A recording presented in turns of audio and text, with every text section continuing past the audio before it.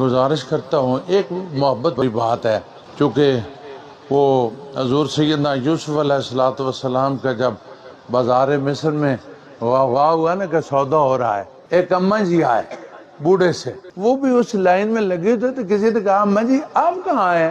کہنے لگے میں یوسف نو خریدن۔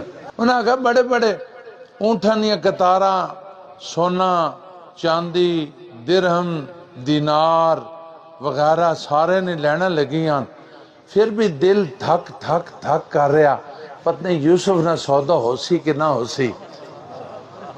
تے تسا کی آندا؟ اس کا پتر میں ساری زندگی نہیں موڑی اکٹھی کر کے لے آیا۔ اس سمجھا پتہ نہیں اماں کتنی بڑی کوئی لینڈ لارڈ، کوئی اماں بڑی امیر کبیر۔ اس کا کہا اماں جی کی لے آئے؟ اس کا کہا میں ساری کچھ اپنی متا لے آئی ہیں۔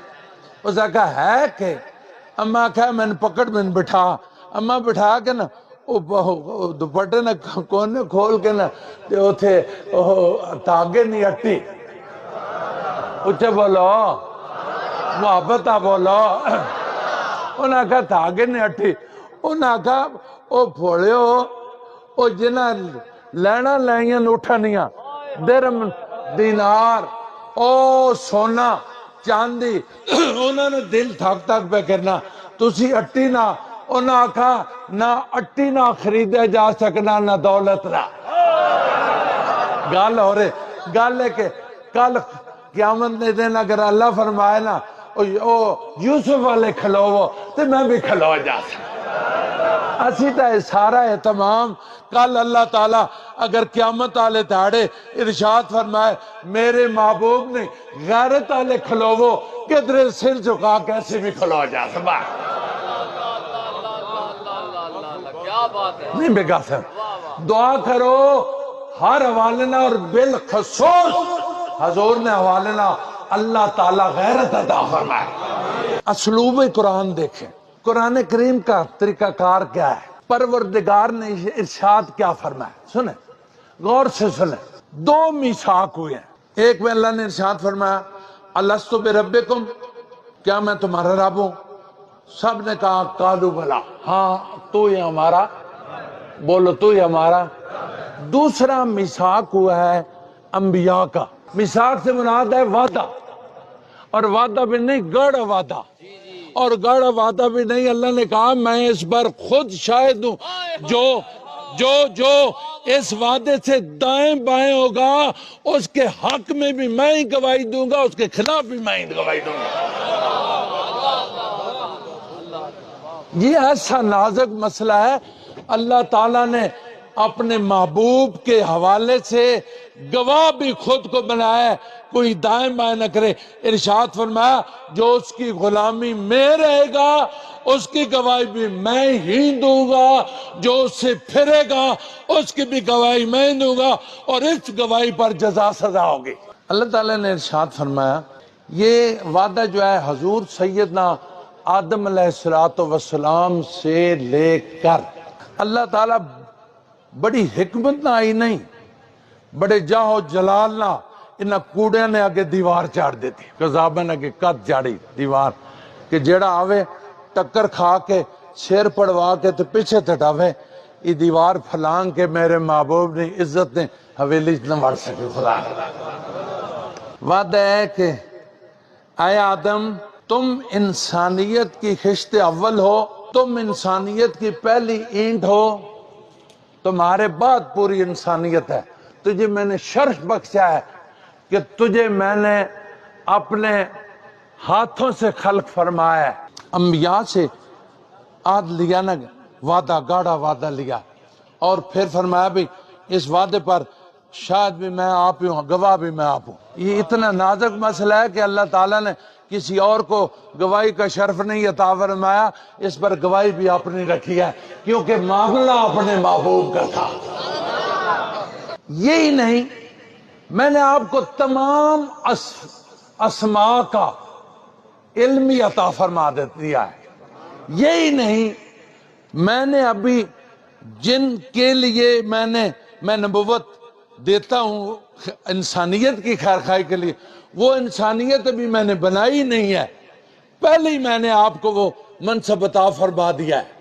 یہ ساری صفات ہونے کے باوجود یہ پہلی اینٹ بنانے والا بھی میں ہی ہوں، یہ اللہ فرما رہا ہے، یہ پہلی اینٹ بنانے والا بھی میں ہی ہوں، اسماء کا علم عطا فرمانے والا بھی میں ہی ہوں، اور تاج نبوت سجانے والا بھی میں ہی ہوں، اور وعدہ لینے والا بھی میں ہی ہوں۔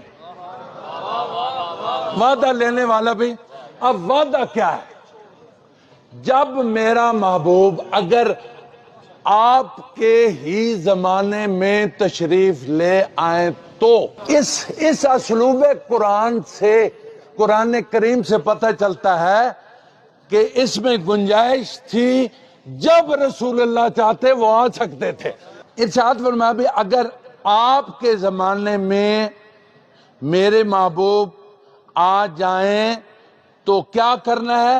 ان پر ایمان بھی لانا ہے۔ تم خود نبی ہو، خود صاحب شریعت ہو، خود علوم و فنون کی نعمت سے تمہیں میں نے مالا مال کر دیا ہے، تمہیں خشت اول بنانے والا بھی میں ہوں، عطا کرنے والا بھی میں ہوں، اور تاج نبوت پہنانے والا بھی میں ہوں، اور میں ہی کہہ رہا ہوں اگر تمہارے اے آدم آپ کے زمانے میں میرے محبوب اور آمنہ کے لال تشریف لے آئیں تو آپ نے اپنی تمام تر وہ جو نعمتیں ہیں جن کی وجہ سے مخلوق آپ کو مانتی ہے، نبی آپ کا کلمہ پڑھتی ہے، آپ کی شریعت پر چلتی ہے، اس سے دستبردار ہو کر آپ نے خود جس پر ساری دنیا ایمان لا کے امام صاحب ایمان بن گئے، آپ نے محمد عربی پر ایمان لے آنا ہے۔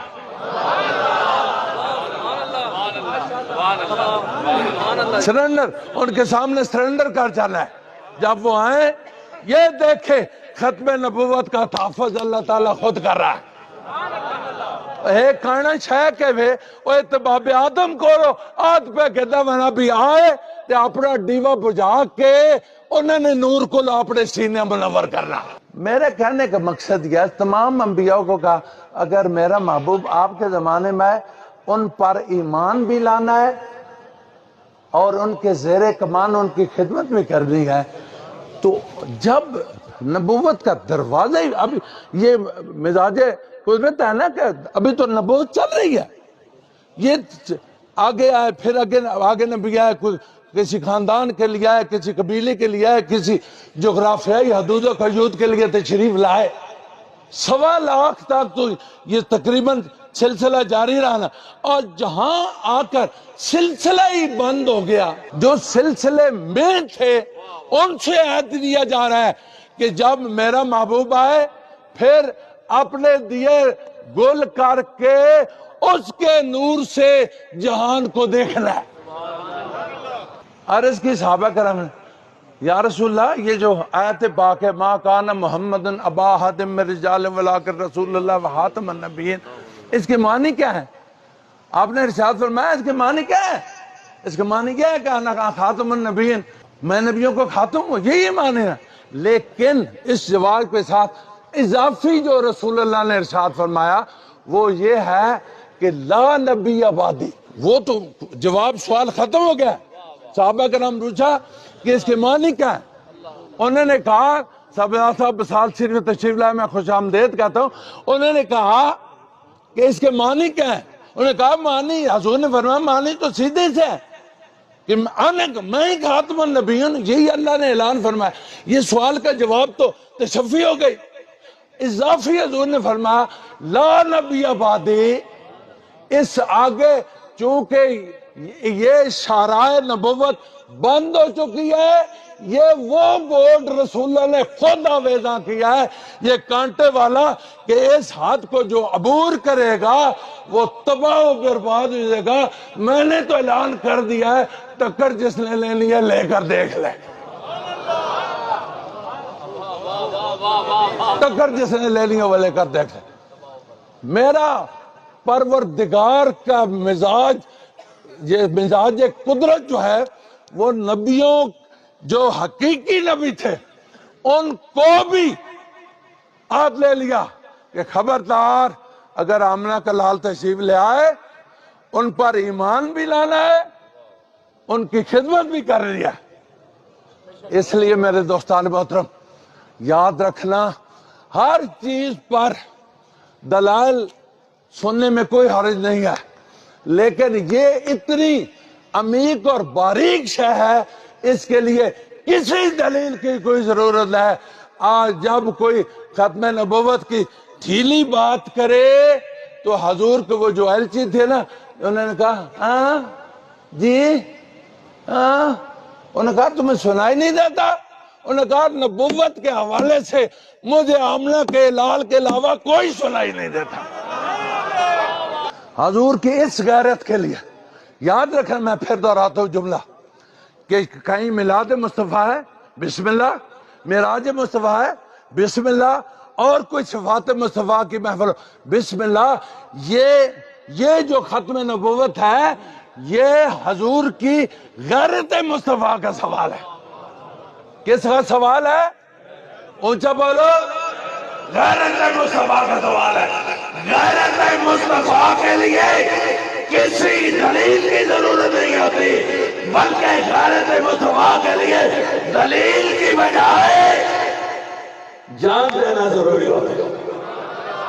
آخری جملہ، اور اس ڈاکے کے بعد دیکھنا یہ ہے، رسول اللہ کا آپ نے دور مبارک میں جو مسلمہ کذاب سے سلسلہ گفتگو شنید رہا، وہ آپ نے جو دیکھنا یہ ہے کہ من بات جو حضور کے غلام، حضور خلیفہ بلا فصل، خلیفہ بلا فصل، خلیفہ الرسول حضور سیدنا صدیق اکبر کا کیا رویہ تھا؟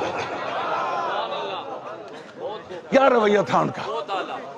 اب سنیں، حالات بڑے خراب ہو گئے۔ بڑے خراب ہونے کے بعد حضور خلیفۃ رسول صلی اللہ علیہ وسلم کی کیبنٹ بیٹھی، صاحب الرائے صحابہ کرام بیٹھے، انہوں نے مشاورت کی کہ کیا کریں۔ باہر بڑے فتنوں نے سارا اٹھا لیا، کیا جائے، یہ مسلمہ کذاب بھی ہے، منکرین زکوٰۃ بھی ہیں، فلاں بھی، کیا کیا جائے۔ دیکھنا یہ ہے کہ ان کا کیا اسلوب تھا، کیا مزاج تھا، کیا طبیعت تھی۔ یہ ایک جملہ سنیں، میں حضرت قبلہ خالد حسین متین صاحب کو گزارش کروں گا، وہ تشریف لائیں گے۔